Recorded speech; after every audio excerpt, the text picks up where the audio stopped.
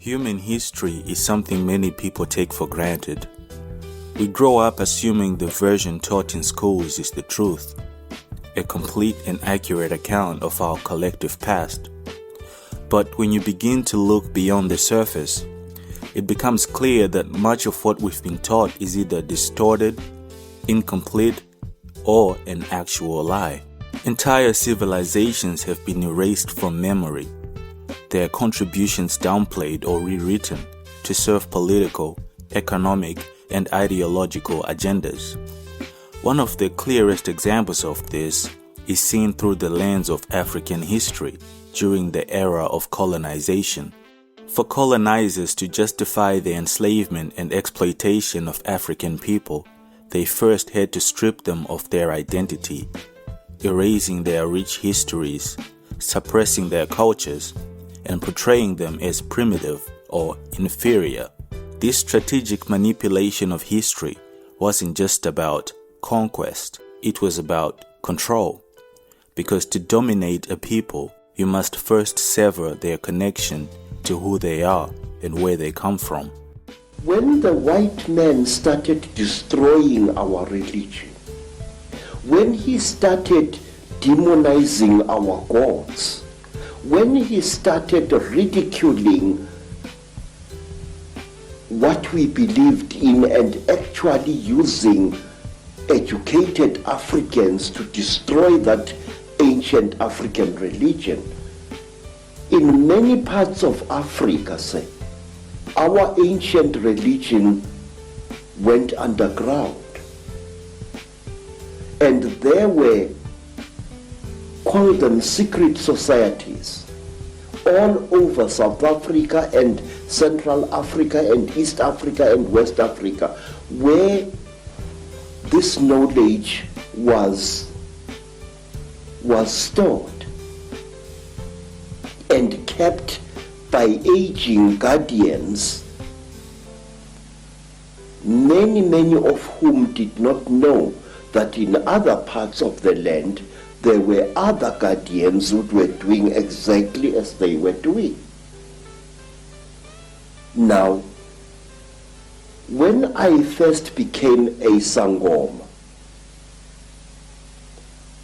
I was already, a person of education. I had entered school as a child of 14 years. And when I became a Sangoma, I was a youth of 16 years. And what my aunt and my grandfather, as well as my maternal grandmother, taught me, shook me to the core of my soul. I found that the mission schools had been teaching me lies about my people all along. The war is against African people, and so the attack on African history is a part of the larger attack on African peoples. And it's about rulership of the world. It's about rulership of the planet. It's about access to the raw material and the resources in the continent of Africa and in the parts of the world where African people live in Central, South America, and the Pacific Islands. Missionaries had told us as children that the only light came to Africa with white people, that before the white man came, we black people had no idea about God. We had no belief in a life after death, and that our people were just a race of savages who used to lie around in the sun, womanize, fight, and drink beer every day. I was suddenly awakened to the fact that Africans had in fact been far greater intellectually than the missionaries were willing to give them credit for.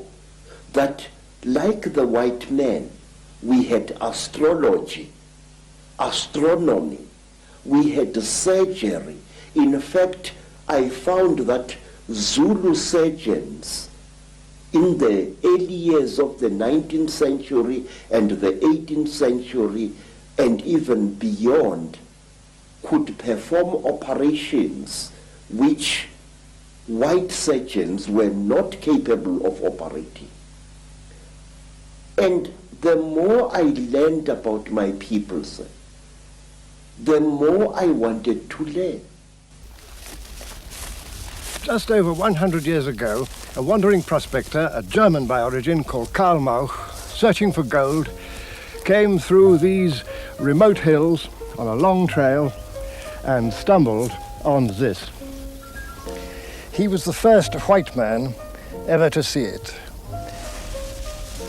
And what he'd found, though he didn't know, were the largest man-made structures in any part of old Africa south of the valley of the Nile. What were these mysterious ruins found so unexpectedly in the far interior of Africa? About the ancient history of the black peoples, nothing was remembered in the outside world or even known. Today, at last, we're beginning to learn. We know now that these great buildings stood at the heart of a powerful black kingdom. When we're dealing with African world history, we're dealing with the oldest history of any people on the planet Earth. Right. That monument there is called the Great Sphinx of Giza. Originally, scholars used to think it was 2,500 BC, 4,500 years old. We now know that it's actually 2,500 years older than that. Meaning that goes back at least as far as 5,000 BC. Does it go back any further? There are some scholars that will even tell you 10,500 BC. Count Constantine de Volney, during a trip to Egypt from 1783 to 1785, said this, and I quote, he says, "On seeing that head," what head? The Sphinx of Giza. "Typically Negro in all its features, I remembered the remarkable passage of Herodotus, the ancient Egyptians were true Negroes of the same type as all native-born Africans. Just to think that this race of black men today are slaves and the object of scorn, the very race to which we owe our arts, sciences, and even the use of speech." Now, I want to ask this question. What would motivate him to say this phrase, typically Negro in all its features? Could it be perhaps this? This was an artist's conception, Vivant Denon, who accompanied Napoleon's army, 1798. This is his artist's conception of the Sphinx of Giza. Before what happened? Before the lips and the nose were shot off by Napoleon's troops. That is verifiable because Denon was an eyewitness to those lips and the lips and nose being shot off by the soldiers. Why did they do it? We cannot climb into their hearts in the 21st century and figure this out, divine the entrails of frogs, and try to figure out why they did it. That's between them and God. But what happened, happened. Now, when we're getting with African history, we're getting with two places. We're getting with a place here called Tar Seti. Tar Seti, the land of Set, the deity of the south. We're also dealing with Egypt. We're dealing with civilizations that were born on the Nile River. But the Nile is more than a great river. It's a whole library of the history we're looking for. From the earliest times of human settlement along the river, some 10,000 years ago, the Nile was the giver of life to ancient communities who came to its banks and found on fertile soil that was enriched unfailingly, year by year, by the flood of silt. Those early people were among the ancestors of the Egyptians and the Sudanese of today. Others may have come from the Middle East. But the archaeological evidence combines to show that the main lines of incoming migration were from the southwest and the west. In other words, from the African communities of the Sahara.